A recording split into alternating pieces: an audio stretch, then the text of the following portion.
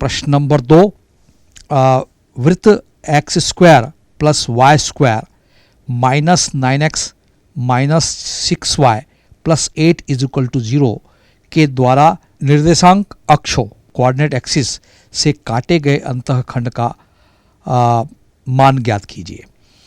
तो बच्चों प्रश्न नंबर 2 हम कर रहे हैं और प्रश्न को आप ध्यान से पढ़िए।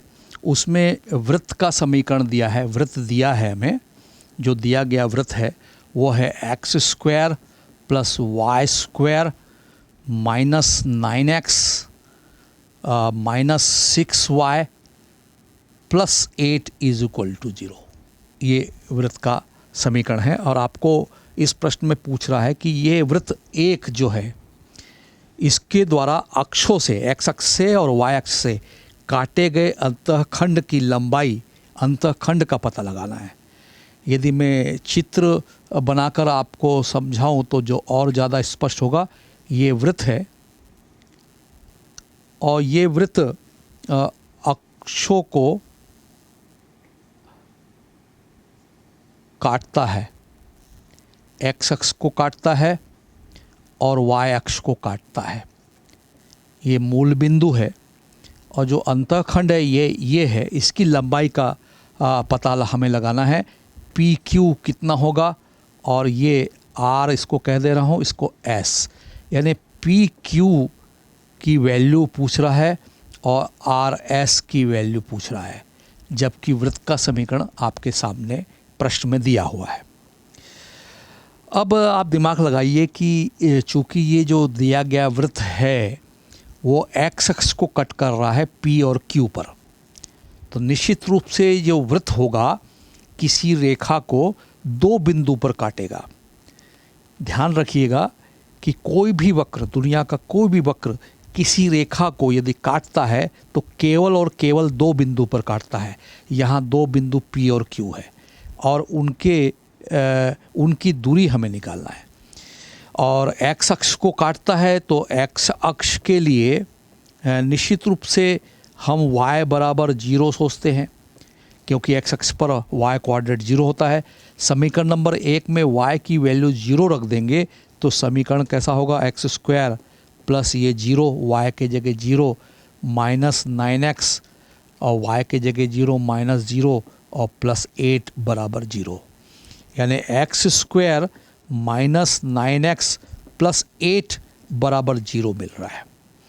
ये समीकरण नंबर 2 मिला जो एक्स अक्ष को काटने के कारण हुआ। और आपको ये दिखाई दे रहा है स्पष्ट रूप से कि ये वर्ग समीकरण है, इसके दो मूल हैं x1 और x2। तो निश्चित रूप से p के जो निर्देशांक होंगे वो x1 0 होंगे और q के निर्देशांक x2 0 होंगे और पी क्यू की दूरी जो होगी वो x2 माइनस x1 होगी। यानी मूल हमको इस वर्ग समीकरण के दो मालूम है, तो मूलों का योग आपको मालूम है x1 plus x2 is equal to minus B upon A होता है। यहाँ b की वैल्यू माइनस 9 है तो माइनस माइनस प्लस 9 अपॉन 1। और मूलों का जो गुणनफल है, जो 10th क्लास में आपने अल्फ़ा बीटा के रूप में पढ़ा था, यहाँ आप x1 x2 देख रहे हैं। तो मूलों का जो गुणनफल है आपने देखा था वर्ग समीकरण में c बटे a, यहाँ c की वैल्यू 8 है और एक्स स्क्वायर के सामने a का मान 1 है, तो ये 9 मिल रहा है हमको, ये 8 मिल रहा है।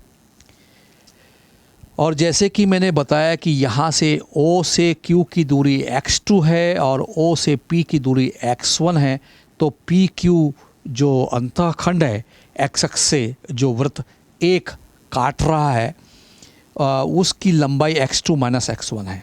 यानी x2 माइनस x1 की जो वैल्यू हम निकालना चाहते हैं, तो आपको मालूम है अलजेब्रा में कि अलजेब्रिक फॉर्म में कि प्लस मालूम हो, मल्टीप्लाई मालूम हो दो क्वांटिटी का, तो वो x1 प्लस x2 का whole square minus 4x1 x2 होता है।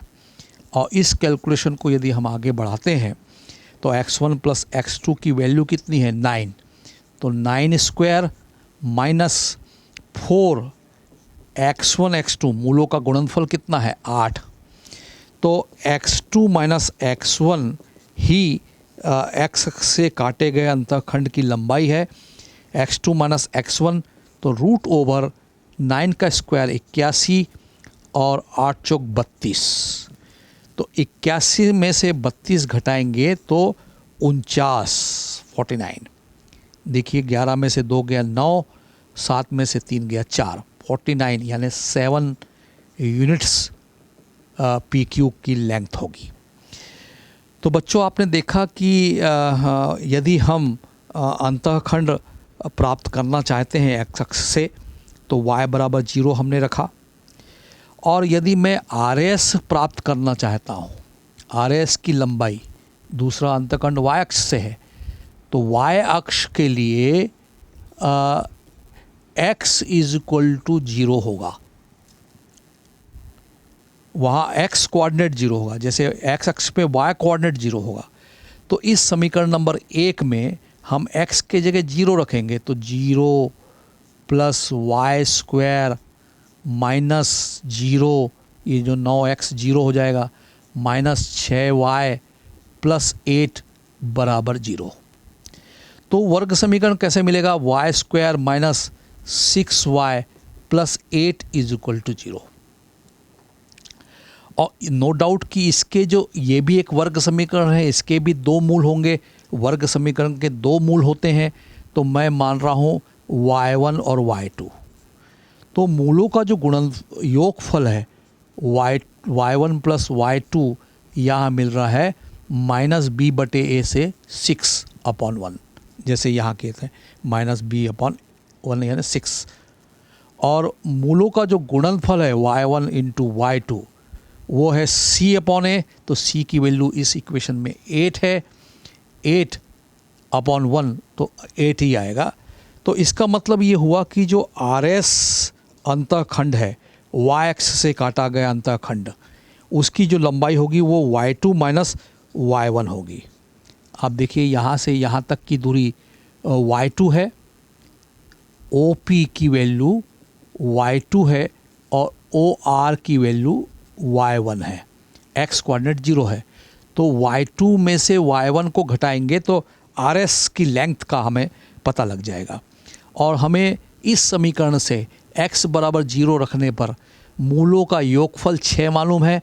तो नो डाउट कि इसी तरह का कैलकुलेशन करना पड़ेगा हमें कि y1 प्लस y2 का whole square minus 4y1 y2, और इसका मूलों का योगफल आपको 6 मिला है, 6 का स्क्वायर माइनस 4, और मूलों का जो गुणनफल है y1 इंटू y2 की वैल्यू कितनी मिली है?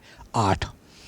तो इस कैलकुलेशन को यदि हम आगे बढ़ाते हैं तो ये 36 माइनस 32, 36 में से 32 गया तो √4, और √4 यानी 2 इकाई ये RS की लंबाई होगी।